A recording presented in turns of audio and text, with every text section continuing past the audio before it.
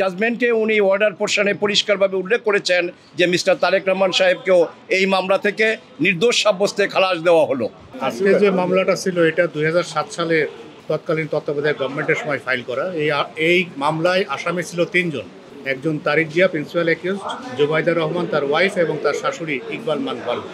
এই মামলার রায় হয়েছে এবং মাননীয় বিচারপতি আমাদের এই আপিল মঞ্জুর করেছেন, অর্থাৎ বেগম জুবাইদা রহমানের বিরুদ্ধে যেই দণ্ডাদেশ ছিল সেটা থেকে উনি নির্দোষ সাব্যস্তে খালাস হয়েছেন।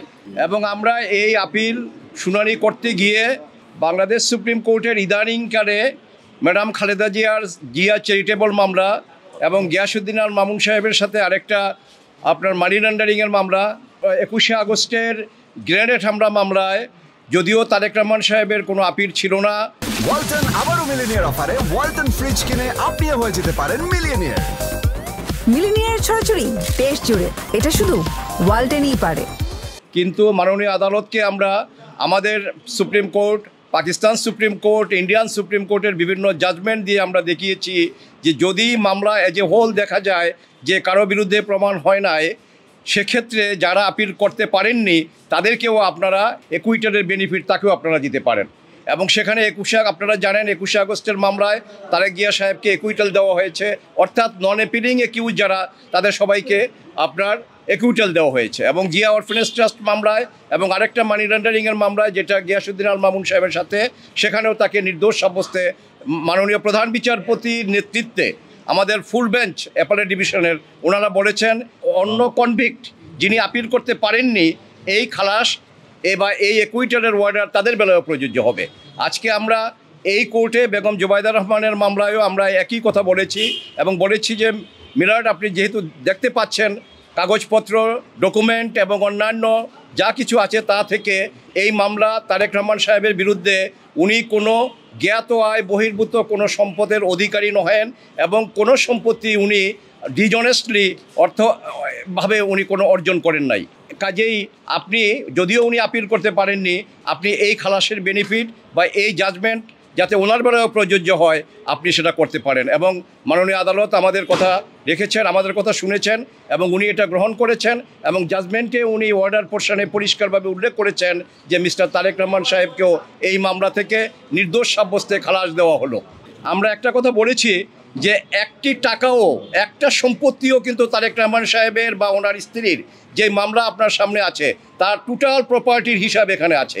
সেখানে বাংলাদেশের বাইরে, অর্থাৎ এই 54,000 বর্গমাইলের বাংলাদেশের বাইরে তার একটা টাকা কোনো ব্যাংকে অথবা কোনো প্রপার্টি তার বিরুদ্ধে তার পাওয়া যায়নি।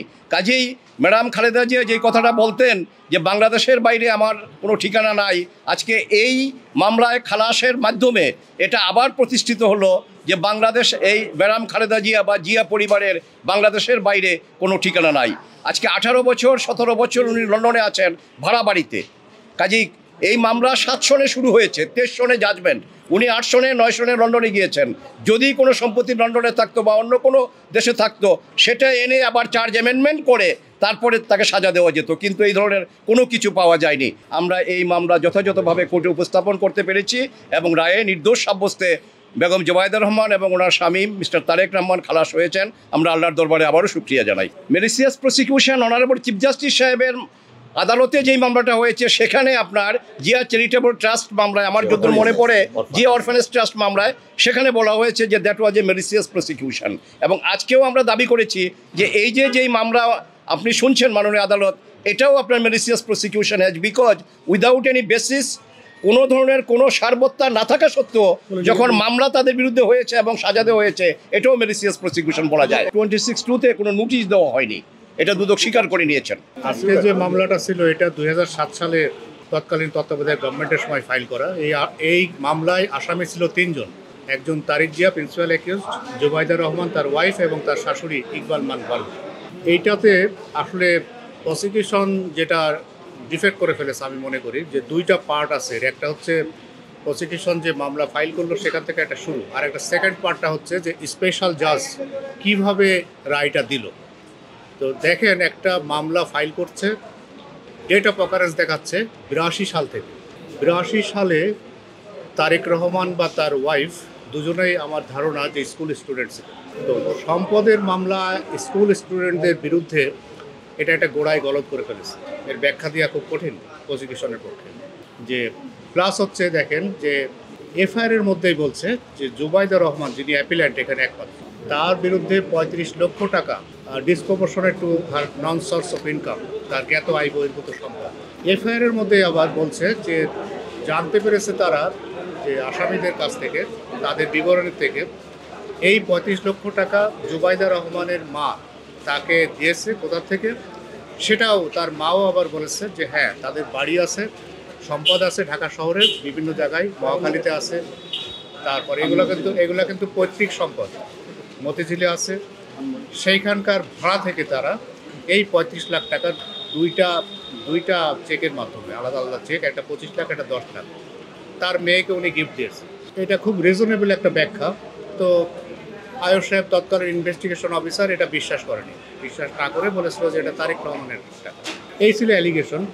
এটা কোর্ট হচ্ছে 27 subsection 1 of the anti corruption commission act, কোর্টের বিবেচনার একটা ক্ষমতা দেওয়া হয়েছে, তার উপরে ছেড়ে দেওয়া হচ্ছে যে কোর্ট যদি মনে করে যে এই ব্যাখ্যা বিশ্বাসযোগ্য তাহলে কোর্ট বিশ্বাস করতে পারে। নিচের কোর্ট দেখেন তাড়াহুড়ো করতে গিয়ে যে ভুলগুলা করে ফেলেছে, যেটা প্রসিকিউশনের জন্য খুব ক্ষতি হয়ে গেছে। উনি 2 মাস 4 দিনে 42টা সাক্ষী কমপ্লিট করেছে, যেটা আইনের বিরুদ্ধে না, কিন্তু ইট ইজ ইম্পসিবল। আইনের বিপক্ষে কিছু না, এটা করতেই পারে 2 মাসে, আরও করতে পারে, 1 মাসেও করতে পারে, কিন্তু এটা বাংলাদেশের প্রেক্ষাপটে এটা ইম্পসিবল। এই তাড়াহুড়ো করতে গিয়ে উনি যে চার্জ গঠন করেছেন, সেই চার্জটা 3 লাইন।